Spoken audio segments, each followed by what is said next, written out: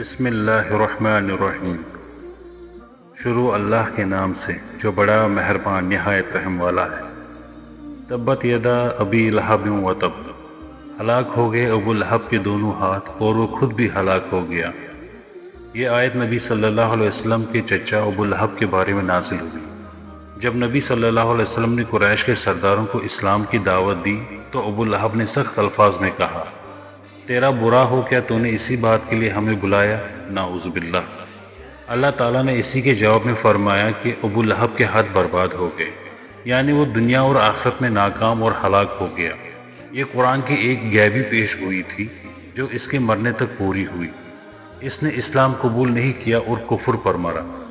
ما اغنی عنہ مالہ وما کسب، اس کا مال و دولت اس کے کسی کام نہ آیا۔ ابو لہب مکہ کے امیر ترین لوگوں میں سے تھا۔ اسے اپنی دولت اور اولاد پر بڑا غرور تھا۔ اللہ تعالیٰ نے فرمایا کہ یہ سب اسے عذاب سے نہیں بچا سکیں گے۔ قیامت کے دن نہ مال کام آئے گا نہ اولاد اگر ایمان نہیں ہے۔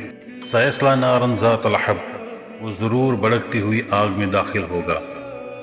ذات لہب یعنی شعلوں والی آگ۔ اس کا نام بھی ابو لہب یعنی شعلے والا رکھا گیا تھا اور وہی آگ میں داخل ہوگا۔ یہ آیت اللہ کے عدل اور پیشگوئی دونوں کو ظاہر کرتی ہے۔ دنیا میں اس کا نام لہب شعلہ تھا اور آخرت میں وہ شعلوں میں جانے والا ہے۔ وامرأتہ حمالۃ الحطب، اور اس کی بیوی بھی عذاب میں ہوگی جو ایندھن اٹھایا کرتی تھی۔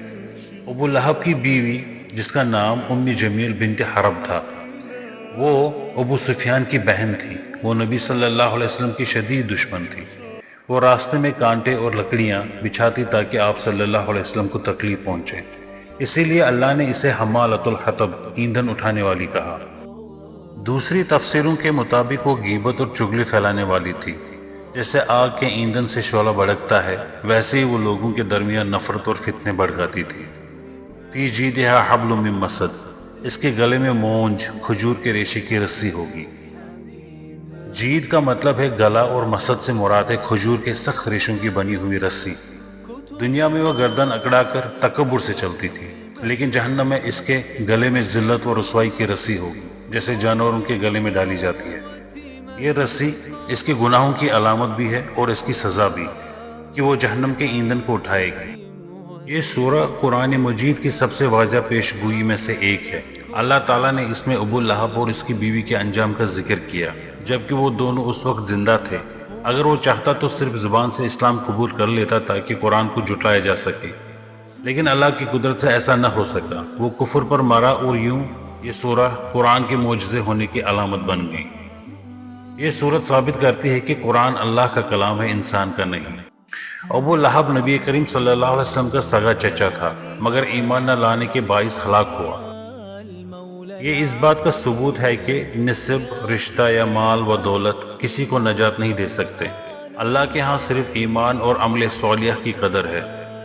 یہ سبق ہر مسلمان کے لیے ہے کہ اپنے ایمان کو سب سے مقدم رکھے۔ ابو لہب اور اس کی بیوی تکبر، حسد اور دشمنی میں اندھے ہو گئے۔ اللہ نے بتایا کہ جو لوگ حق کا مذاق اڑاتے ہیں یا دین کے دشمن بنتے ہیں ان کا انجام بھی ایسا ہی ہوگا۔ اللہ کے دین کے خلاف زبان چلانے والا خود اپنے انجام کو بلاتا ہے۔ یہ سورت نبی کریم صلی اللہ علیہ وسلم کے دفاع میں نازل ہوئی۔ اللہ تعالیٰ نے خود اپنے نبی کے دشمن کے خلاف اعلان ہلاکت فرمایا۔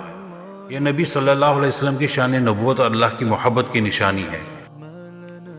اللہ تعالیٰ اپنے نبیوں اور مخلص بندوں کے دشمنوں کو کبھی کامیاب نہیں ہونے دیتا۔ یہ سورت ہمیں سکھاتی ہے کہ دوسروں کی غیبت نہ کریں، دل میں کینہ، حسد یا دشمنی نہ رکھیں، نبی صلی اللہ علیہ وسلم اور دین اسلام کی عزت کریں، مال و دولت پر غرور نہ کریں کیونکہ اصل کامیابی ایمان ہے۔ سورۃ اللہب پڑھنے سے ایمان مضبوط ہوتا ہے۔ یہ سورت باطل اور ظالموں کے انجام کی یاد دلاتی ہے۔ جو شخص اسے پڑھتا ہے وہ تکبر، حسد سے بچنے کی دعا کرتا ہے۔ دشمنوں اور حاسدوں سے حفاظت کی نیت سے بھی اس سورت کی تلاوت کی جاتی ہے۔